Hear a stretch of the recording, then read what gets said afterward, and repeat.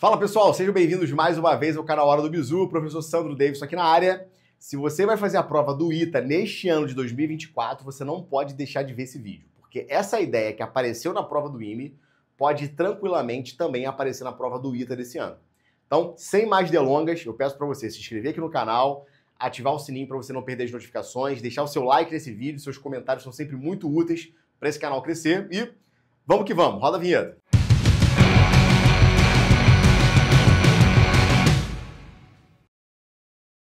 Galera, enunciado na tela, vamos que vamos. A questão fala o seguinte, seja f uma função definida no domínio de 3 até mais infinito, num contradomínio B, essa função definida por essa lei de formação aí, f de x é igual a 1 mais o somatório de n variando de 1 até mais infinito, dessa expressão, raiz de x menos 1 menos raiz de 2 sobre raiz de x menos 1, tudo isso elevado a n, onde B é o conjunto das imagens de A com A de 3 até mais infinito, bom? A soma das coordenadas do ponto pertencente ao gráfico da função inversa de f de x mais próximo do eixo das abscissas é igual a quanto? Por que eu acho esse problema muito legal para você que está estudando para a prova do ITA?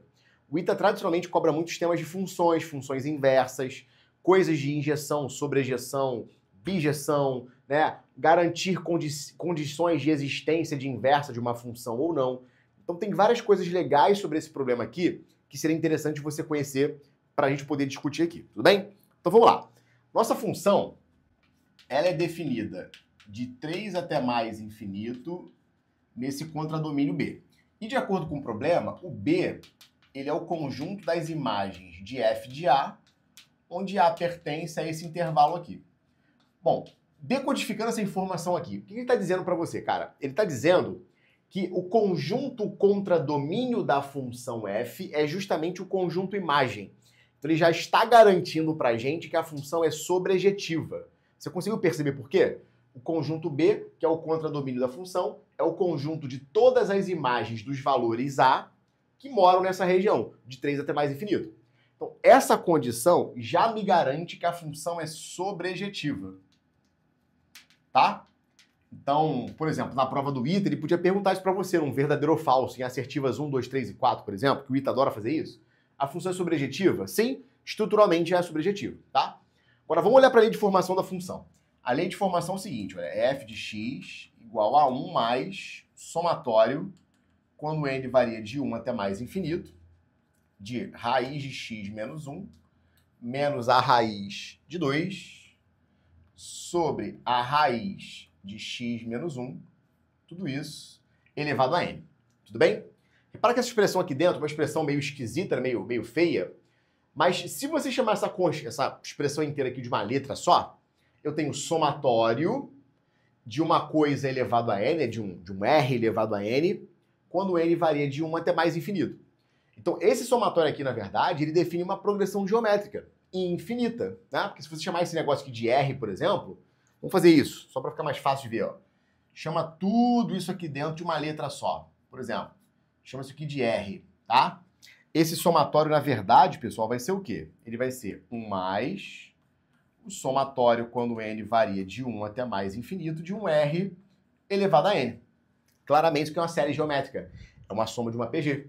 E como é que você faz isso? Isso é 1 mais... Como é que a gente soma uma PG infinita? A formulazinha para a soma da PG infinita qual é? Primeiro termo. O primeiro termo é quando n vale 1, nesse caso, que seria o nosso R, tá certo? Sobre 1 menos a razão. A nossa razão também é R, então fica R sobre 1 menos R. Beleza? Então, se você quiser fazer o MMC aqui, isso aqui, na verdade, vai dar o seguinte, ó. Aqui embaixo você vai ter, olha, 1 menos R, tá? Então, 1 menos R mais R é a mesma coisa que 1. Então, a nossa função f de x, ela vai ter essa estrutura aqui. Só que o R é essa expressão bem esquisitona aqui. Então, vamos para ela. Olha só. Isso é 1 sobre 1 menos R. Bom, quem é o nosso R aqui, pessoal? É essa constante grandona aqui. Agora, repara que isso aqui é uma fração que pode ser quebrada em duas. Raiz de x menos 1 sobre raiz de x menos 1 vai dar 1. Até porque o x não pode ser igual não existe um x aqui que daria 0 nesse caso, tá? Então, raiz de x menos 1 sobre raiz de x menos 1 é a mesma coisa que 1. Tudo isso menos raiz de 2 sobre raiz de x menos 1. Então fica raiz de 2 sobre raiz de x menos 1. Beleza? Se você tirar os parênteses aqui, esse 1 menos 1 vai cortar, vai sobrar menos a raiz de 2 sobre raiz de x menos 1, o que te leva a concluir que a nossa função f de x vai ser simplesmente raiz de x menos 1 sobre raiz de 2, ou equivalentemente, raiz de x menos 1 sobre 2. Beleza. Essa é a expressão da nossa função. A parada é a seguinte, cara. O problema está dizendo pra gente sobre a inversa dessa função. Mas se fosse na prova do ITA, muitas vezes o objetivo do problema seria mostrar que essa função tem inversa ou não. E a pergunta é, essa função tem inversa? Bom, eu já sei que ela é sobrejetiva. Para a função ter inversa, ela também tem que ser injetiva. A pergunta é, uma função como essa é uma função injetiva? E a resposta é sim. Por quê? X menos 1 sobre 2 é uma função afim sempre crescente.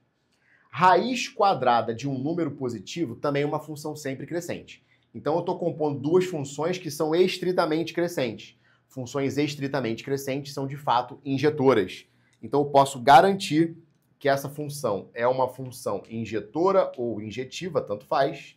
Sendo injetiva e sobrejetiva, ela de fato vai ser uma função bijetora e, portanto, tem inversa. E aí, o que vai acontecer? Se eu sei que essa função tem inversa, como a gente faz para encontrar a inversa de uma função, galera? Essencialmente, para você encontrar a inversa de uma função, você vai trocar x e y de posição na expressão da função. Então, se f de x é igual a isso, olha, y é igual a raiz de x menos 1 sobre 2. Vamos fazer o cálculo da inversa. Então, a partir de agora, eu vou trocar x por y. Então, como é que fica a nossa expressão agora? Ela fica assim, ó, x é igual a raiz quadrada de y menos 1 sobre 2. A gente pode levar o quadrado a ambos os lados sem problemas. Então, você vai ter x ao quadrado é igual a y menos 1 sobre 2. Passando 2 para cá multiplicando e 1 para cá somando, você acaba encontrando que y vai ser 2x ao quadrado mais 1. Tudo bem, gente? Beleza? Tudo bem. Então, essa é a função inversa de f. Essa aqui vai ser a inversa de f. É a inversa da nossa função f do problema. Tudo bem. O que o problema pede para a gente calcular é a soma das coordenadas do ponto pertencente ao gráfico da função inversa de f de x mais próximo do eixo das abscissas. Bom, vamos dar uma esboçada no gráfico dessa função aqui para entender como é que é o gráfico disso aqui, tá? Bom, olha só.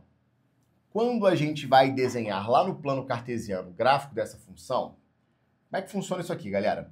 Vamos fazer o gráfico simplesmente ignorando o fato de que o domínio da função f de 3 é mais infinito. Vamos ignorar isso por enquanto, tá bom? Maravilha. Se eu fosse desenhar o gráfico da função 2x ao quadrado mais 1, como é que seria o gráfico dessa função? Seria uma parábola, tá? Uma parabolazinha que faria basicamente isso aqui. Ela teria o seu vértice aqui no 0 e subiria, cortando aqui o eixo y exatamente no 1. Tudo bem? Beleza? Só que preste atenção, pessoal. A nossa função f está definida de 3 até mais infinito. Então, o domínio da nossa função f é o contradomínio da inversa. Porque quando nós invertemos a função, domínio e contradomínio vão inverter também, tá? Então, se o domínio da função f é de 3 a mais infinito, é porque o contradomínio da função f é de 3 a mais infinito, tá? Então, olha só, eu vou marcar o 3 aqui para a gente já perceber um negócio bem bacana. Outra coisa importante, quando x é igual a 3 para a função f, dá uma olhadinha na função para você entender o que acontece. Quando x é igual a 3, coloca 3 aqui, ó. 3 menos 1 dá 2, 2 sobre 2 dá 1, raiz quadrada de 1 é igual a 1. Então, a nossa função f, ela diz o seguinte, quando x é 3, o f dela dá 1. Então, quando x é 3, o f dela dá 1. Então, ó, quando x é 3, o f dela dá 1. E, de fato, pessoal, olha que coisa interessante. Quando x é igual a 1 na inversa, a função de fato dá 3. Tudo bem? Beleza? Então, olha só. A nossa função f, ela é de 3 a mais infinito, ou seja, o x é um cara sempre maior que 3. Então, o contradomínio da função é a galera sempre maior que 3. E os possíveis caras do contradomínio são as imagens desses elementos que são maiores que 3. Ou seja, o gráfico que de fato nos interessa nessa função é o gráfico simplesmente depois desse ponto de coordenadas 1 e 3. Essa rapaziada aqui, ó. Olha lá. Pode ser? Beleza? Então, esse é o gráfico da nossa função inversa. Porque a partir daquele ponto, a gente pega todos os possíveis elementos que estão naquela parábola depois de x igual a 1. Faz sentido para você essa análise? De boa, tá? Então, olha só. Se esse aqui é o gráfico da nossa função inversa, vou dar uma tracejada aqui para a gente não confundir os gráficos das funções. Essa parte não nos interessa na análise do problema. A única parte que nos interessa de verdade é essa partezinha aqui, tá? Do gráfico da inversa da função f, começando no ponto 1, 3. Repara o seguinte, pessoal. Daqui para cá, a função f a menos 1, que é a inversa de f, ela só vai crescer. O x vai aumentar, o y vai aumentar quadraticamente, e a pergunta feita no problema é a soma das coordenadas do ponto do gráfico da função inversa mais próximo do eixo das abscissas. Bom, se esse ponto aqui tem imagem 3 e qualquer outro valor de x vai ter uma imagem maior do que 3, esse é o ponto mais próximo do eixo das abscissas. Então, na nossa análise, esse vai ser o nosso ponto requerido, é o ponto de coordenadas 1 e 3. Então, a soma das coordenadas vai ser 1 mais 3, que é igual a 4. Tudo bem? Beleza? Então, o que eu acho interessante sobre esse problema, pensando num contexto de prova do ITA? Tem várias coisas legais aqui que podem aparecer na prova do ITA. Primeiro, soma de PG, que é uma coisa assim, muito comum de aparecer na prova do ITA, problemas de sucessões, de sequências, geométricas ou aritméticas, nesse caso geométricas. Uma outra coisa muito importante é essa análise de funções para você ver que a função é sobrejetora e injetora. Relembrando, função sobrejetora é quando o contradomínio é igual à imagem, que é esse o nosso caso aqui no problema. E função injetora é o tipo de função que para cada entrada x diferente você tem imagens y diferentes. E aqui nós vimos que a função de fato é injetora, porque ela é uma composição de funções estritamente crescentes, portanto vai ser injetora. Então, para desenhar o gráfico da inversa, foi bastante simples nesse problema aqui. Chegamos ao gráfico da inversa. Eu acho que é um tema super quente para aparecer na prova do ITA desse ano. Essas coisas são importantes de você tê-las organizadas na cabeça, principalmente os problemas da prova do ITA, de verdadeiro ou falso, para você saber se a função tem inversa, se não tem, se é injetora, se é sobrejetora e quais são as condições necessárias para isso. Tudo bem? Beleza? Então, dá um print dessa solução aí para você ter guardado. E é isso, eu te espero para os próximos vídeos. Gostou da ideia aqui do vídeo, cara? Então dá o seu like aí, se inscreve aqui no canal mais uma vez, deixa seu comentário e vamos que vamos para os próximos vídeos. Um grande abraço, um grande beijo, tamo junto, valeu!